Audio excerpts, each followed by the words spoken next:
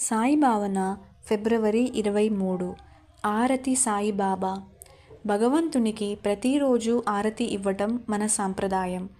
లోకులను చల్లగా కాపాడే దేవదేవునికి ఆత్మనివేదన పూర్వకంగా ఆరతి ఇస్తారు.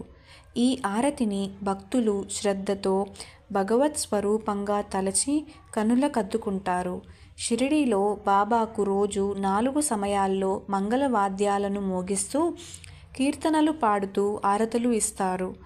ఉదయం అరుణోదయ సమయానికి ముందే బాబా, నీవే తల్లివి, నీవే తండ్రివి, నీవే గురువు, మమ్ము దయతో కాపాడు అని ప్రార్థిస్తూ 5 ఒత్తులు వెలిగించి కాకడ ఆరతి సమర్పిస్తారు.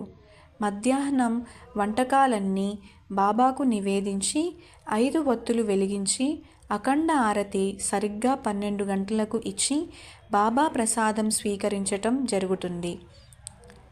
సాయంత్రం సూర్యుడు అస్తమించే సమయంలో బాబా సన్నిధానంలో ప్రశాంతత లభించాలని కోరుతూ ధూప్ ఆరతిని ఒకే వత్తితో సమర్పిస్తారు. దీనిని సాయం సంధ్యా ఆరతి అని కూడా అంటారు.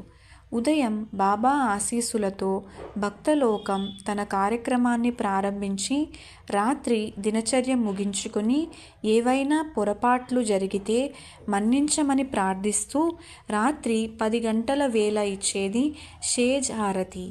ఆ రోజు చేసిన కర్మలన్నీ బాబాకు సమర్పించి 5 వత్తులతో బాబాకు ఆరతి సమర్పించి భక్తలోకం బాబా చల్లని నీడలో నిశ్చింతగా సేద తీరుతుంది.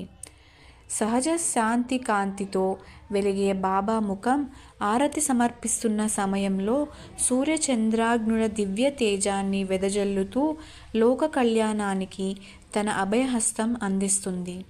శ్రీ సచ్చిదానంద సమర్థ సద్గురు సాయినాథ్ మహారాజ్ కీ జై.